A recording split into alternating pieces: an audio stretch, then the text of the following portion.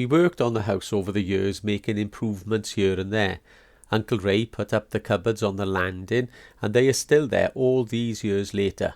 Ray did an excellent job. He was a real handyman and could do anything from cupboards to major building work.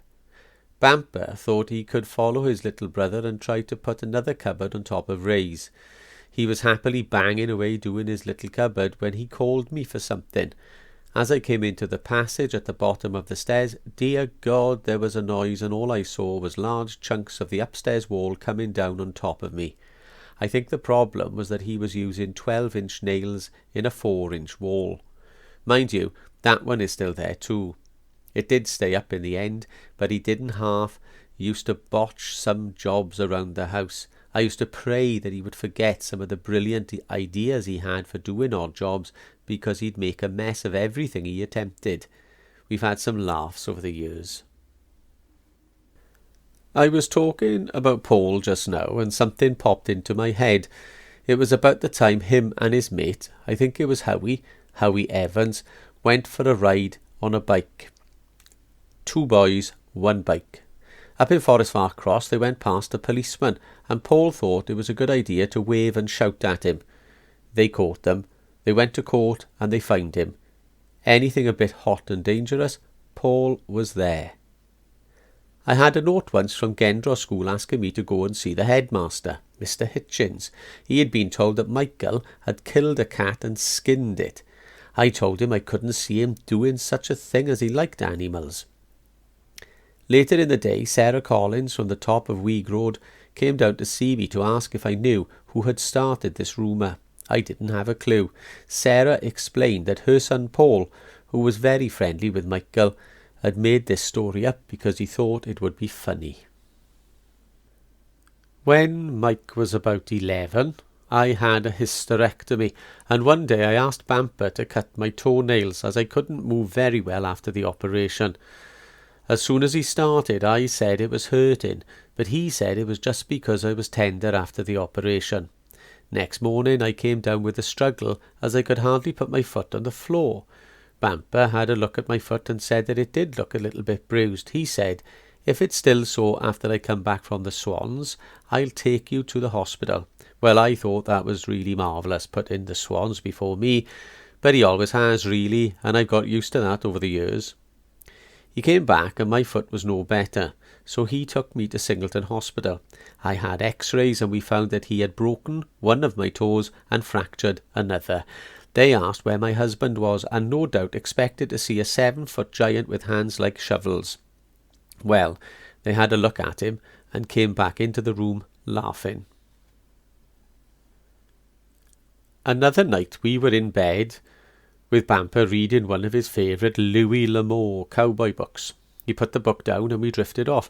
Next thing I knew, over his arm came and he thumped me in the eye.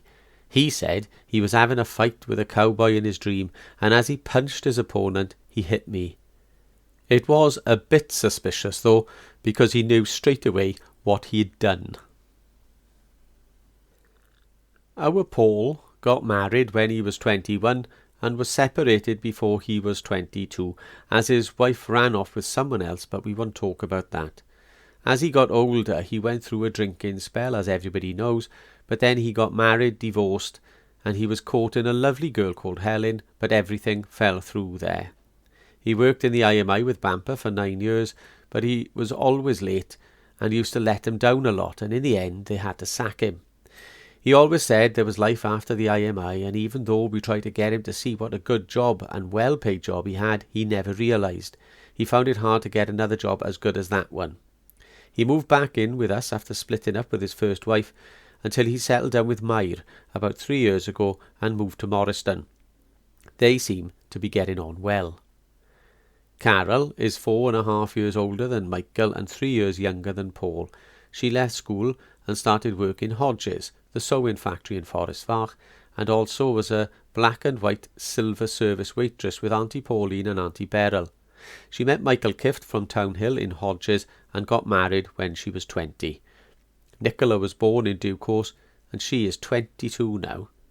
She was gorgeous, our first grandchild. Their son Stephen was born with a malformed heart. and at just 6 weeks old, the beautiful poor boy died. That was a terrible time. It doesn't seem right that your children should go before you. A few years later, Andrew was born, and he was as lovely as all our grandchildren, healthy and strong. He's 13 now, and another sports-mad fanatic. Paul lives in Morriston. Carol lives in Isle of Bryn. She's only been there a few months, mind you, but she does like it there. Michael met Janet, and they moved in together and decided to get married a year later. A couple of days before the wedding, we had a call to go down to the New York, and the man who was organising the reception had done a moonlight flit. We didn't know what to do, but it was too late to book into anywhere else. Then they moved away when Mike joined the Ministry of Defence. I remember phoning to say that Carol had had a baby boy who didn't have long to live. Mike came down straight away and brought Janet with him. It really was the most horrendous time. Nana Dirk used to live next door but one to us, in number 7, and Uncle Jeff and Auntie Pauline lived with her. Then they moved to my stag, and every Tuesday Nana used to come to the ladies' club at the Cwmfelin.